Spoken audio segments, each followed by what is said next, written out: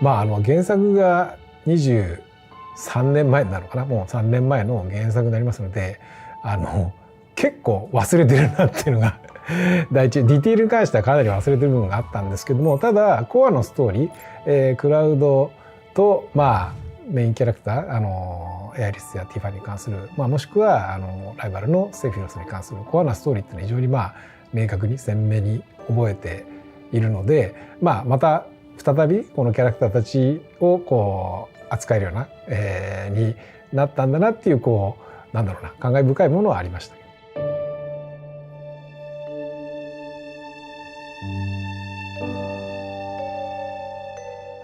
驚きというよりも、実際にリメイクを制作に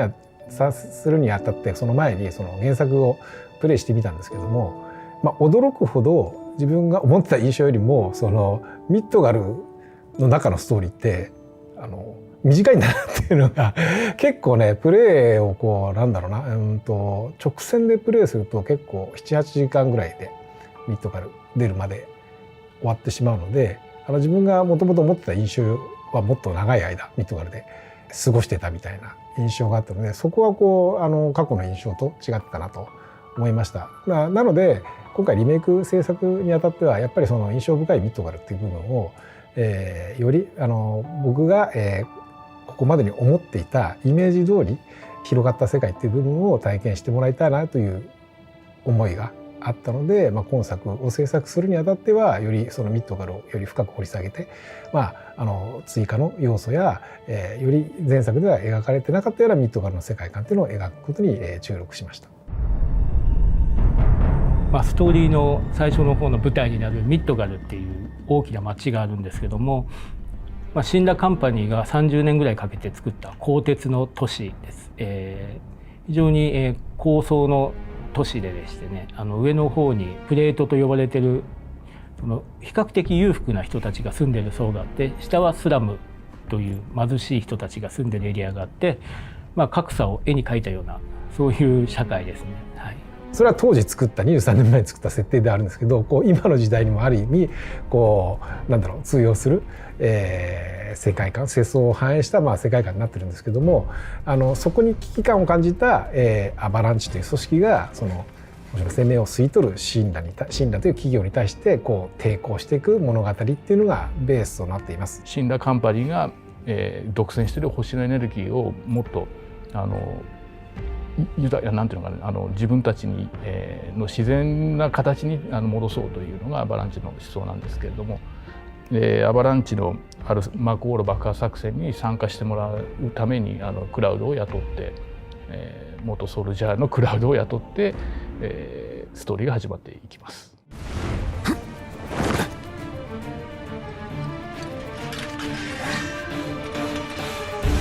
今回ね、FF7 リメイクがその原作でいうところのどこのエリア、どこのストーリーまで描いているかという部分なんですけども、いわゆる原作でも印象的だった一番マコーロの爆破のシーンから始まりまして、ミッドガルのさまざまな側面を描いて、ミッドガルを脱出するとこまでを今作で描いています。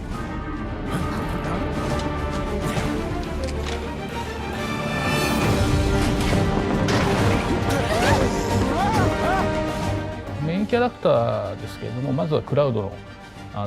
の性格とか、特徴ですけれども、クラウドはやっぱり「ファイナルファンタジー7」の後にいろんなゲームに彼が登場していると、どうしてもやっぱりクールなヒーローであるとか、すごい完成されたかっこいい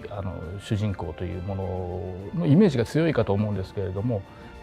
彼は元特別な兵士だったんですけども、なんて言うんでしょうね、子供の頃から人に認められたいっていう気持ちが強くて、俺は特別だっていうふうに思ってたんだけど、子供だったんで何もない。それで、何者かになりたくてそのソルジャーになる道を選んで、ソルジャーを辞めて幼なじみと再会してっていうところから始まる、結構複雑な明るい人じゃないですね内心いろいろ抱えてる人です。伝えたいのと同時にドキドキしてることなんですけども、主人公のクラウドの内面をもっともっと深く描いてて、原作の時はクールでかっこいい感じに描いてたんですけども、今回はそれがちょっと外してるっていうか、痛い時も痛い、かっこ悪い時もあるっていう、彼はもう認められたくてこうすぐ見栄を張っちゃったりとか、知らないことは興味ないねって興味ないねっていうのがかっこいいんじゃなくてかっこ悪いセリフなんじゃないのっていうふうに今回はやってんですよね。そこはちょっと自分でもチャレンジしてるんですけど、同時に皆さんは受け入れてくれてるのかなっていうのはドキドキします。そのキャラクターがすごいリアルになったので、昔みたいになんて気持ち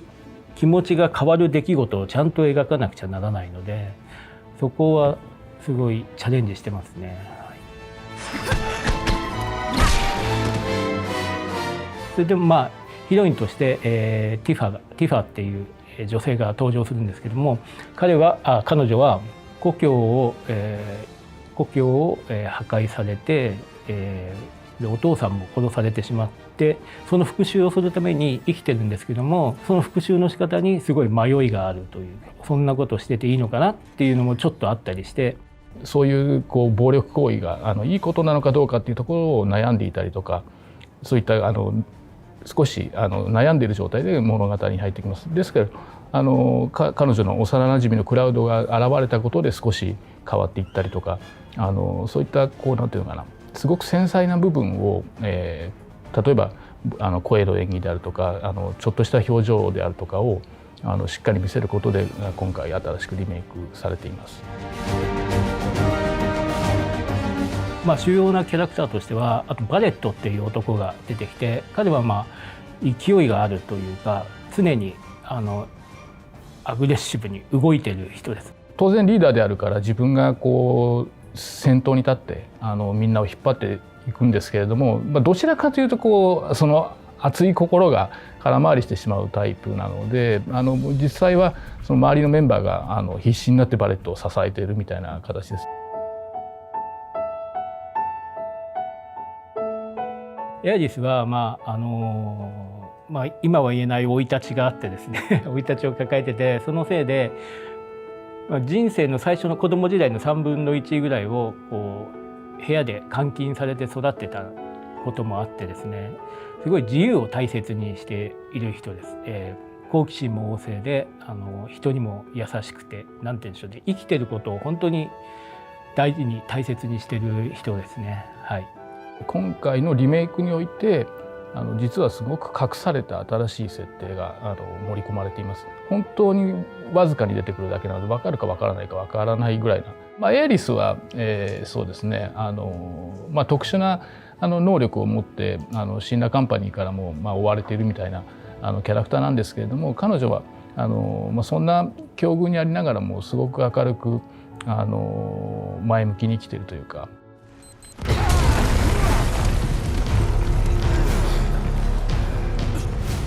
はい、他にメインキャラに匹敵するキャラクターとしては、今回はそのアバランチのメンバービックス、ベッチ、ジェシーっていうキャラクターをそれぞれ深く描いています。で、彼女たちがそのクラウドとどういうふうに接することでクラウドがどういうふうに変わっていくかとか、ミッドガル編っていうストーリーを深めるときにとてもなんていうか重要度を増しているキャラクターがアバランチのメンバーです。それから、セフィロスという、キャラクターが、いるんですけども、彼は、クラウドなんか子どもの頃に憧れた英雄と呼ばれてたソルジャーなんですね。だけども、行方不明になってて、今消息不明というところからお話は始まります。はい、クラウドやアバランチの前に、立ちふさがる敵としてシンラカンパニーっていうのが、登場します。プレジデント・シンラっていう、一代で巨大企業を築き上げた男が率いる、政府であり大きな会社なんですけど、政府であり、軍でもあり、その世界の支配者みたいな位置づけの、会社ですね。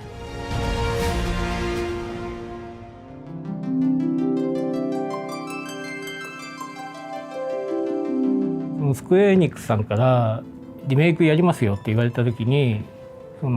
セリフをどの程度直すんですかっていう話をまずさせていただいたんですけども、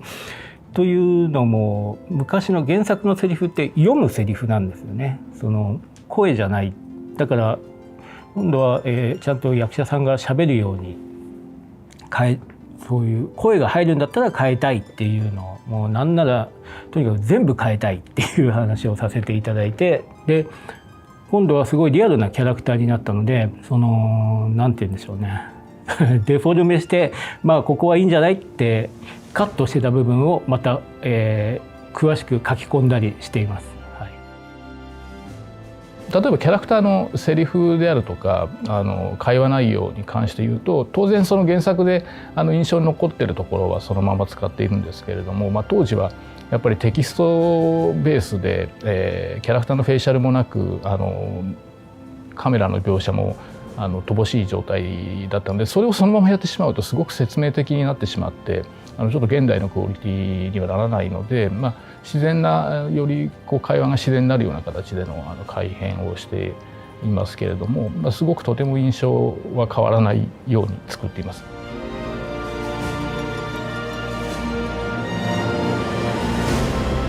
今回もう全てボイス付きでキャラクターもしっかりとした頭身のものになっていますので、まあ、一番難しかったのは当時その黒い画面に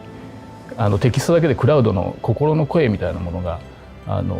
表現されるんですけれども、それも今回一体その心の声は誰の声なんだっていうところも含めて声が鳴ってしまった時点で分かってしまうところもあるし、黒い映像だけではさすがにビジュアル的に弱いから、まあ、そこをどういうふうに表現するかみたいなところは工夫してまあ、当時と同じように謎めいたものとして見えるように作り出すことができていると思いま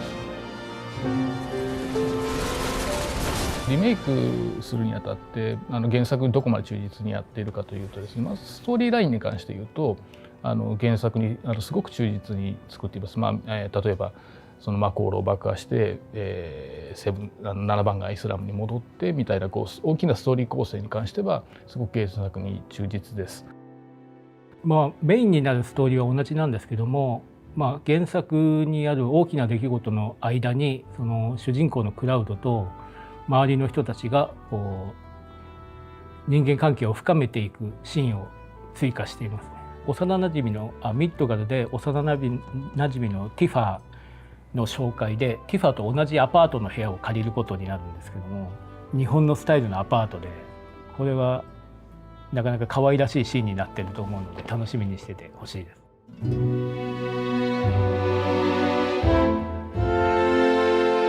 まあ、リメイク版を作るにあたって、まあ、オリジナル版をプレイしてから始めるっていうスタッフは多かったんですけれども、私の場合はそのオリジナルの時に制作に関わっていたんでどちらかというとその自分が制作した気持ちというかそういうものを思い出すように改めてプレイをするっていうよりはどちらかというとそっちの当時セブンを作り出した時の気持ちっていうものを思い出すことを中心に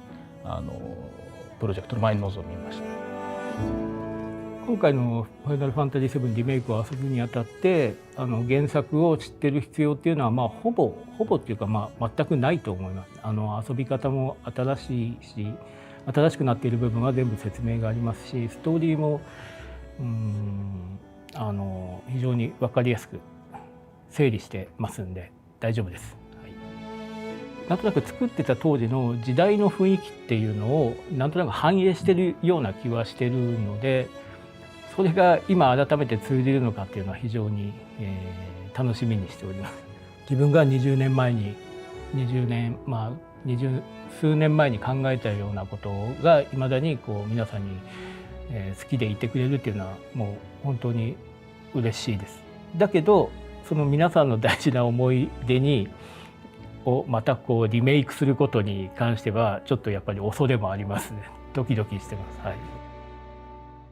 23年前の原作で体験したストーリーの驚きっていうのをいかにその当時を知らない人も同じような驚きを味わってもらいたいっていうのが、我々の望んでいる、プレイヤーさんの方に体験していただきたい、体験なので、よりなんだろうな、そのリアルにかつ表現力が高まったキャラクターたちに非常に感情移入してもらって、そのクラウドたちの気持ちになってミトの世界もしくはその、シンラとの対決のストーリーっていうのを体験していただけたらなとは思っています。で、原作を知ってる方はじゃあその原作を今回なぞるだけのストーリーになるのかと言われたら、もちろん原作で非常に印象に残って良かった部分は、そのまま再現されている部分もありますし、それを追体験してもらうっていう喜びもあるんですけども、逆に原作ではなかった部分、もしくは原作で本当はこういうところは描いてもらいたかったっていう要素も、多分私たちはそこの期待に応えられるような、表現力を持った作品になっているとは思いますので、原作をプレイした方もいろんな楽しみ方、